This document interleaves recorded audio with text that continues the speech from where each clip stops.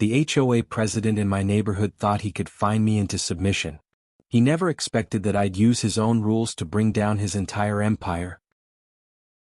I had just moved into a quiet suburban neighborhood. My wife and I bought our first house, excited for a peaceful life. But peace didn't last long. Our neighborhood had an HOA president named Richard, or as everyone called him, Dictator Dick. He drove around in a golf cart, clipboard in hand, looking for violations. Within my first month I got 3 warnings. Grass too long, it wasn't. Trash cans left out too long, they weren't. Improper mailbox color, it was standard black. At first I thought it was a mistake. But no, Richard thrived on control. It became clear that Richard was targeting me. He fined me $50 because my car was parked facing the wrong direction. Then $75 because my wife's flower pots weren't HOA-approved colors. The last straw? A $500 fine for unauthorized holiday decorations. I had hung a single string of white lights in December. I attended the next HOA meeting to challenge the fines. Richard smirked the entire time. Every board member sided with him. It felt like a rigged court. Afterward, my neighbor, let's call her Linda, pulled me aside and whispered, "You're not the first. He's been bullying people out of the neighborhood for years."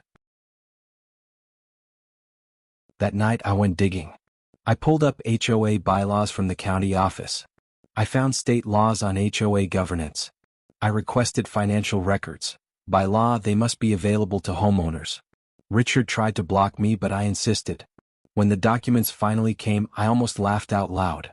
The HOA was a mess. Missing financial reports. Unexplained maintenance fees. Richard approving contracts with his cousin's landscaping company at double the normal rate. I wasn't the only one he'd wronged. Several neighbors had horror stories, like the retired veteran fined $200 for a flagpole, or the single mom threatened with foreclosure over late fees. We were angry, and we were ready. I organized a group of homeowners quietly. We called ourselves the Rebel Committee. Step 1, collect signatures. We needed 51% of homeowners to demand a special election. Step 2, document everything. Every bogus fine, every inflated contract, every bullying email.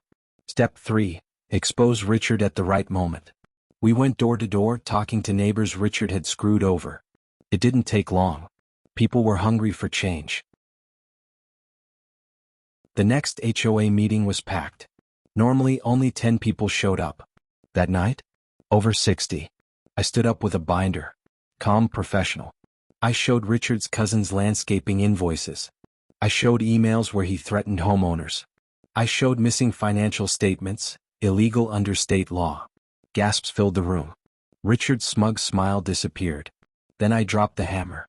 We, the homeowners, demand a vote of no confidence. Effective immediately. We had 62% signatures. Way more than required. The board had no choice. Richard was removed on the spot. Richard's empire crumbled overnight. He was audited. Turns out he had been skimming HOA funds. He lost his position, his power, and his reputation. The landscaping company contract was terminated, saving everyone thousands. Our new board, with me as treasurer, lowered HOA fees, eliminated bogus fines, and actually invested in community improvements. And Richard?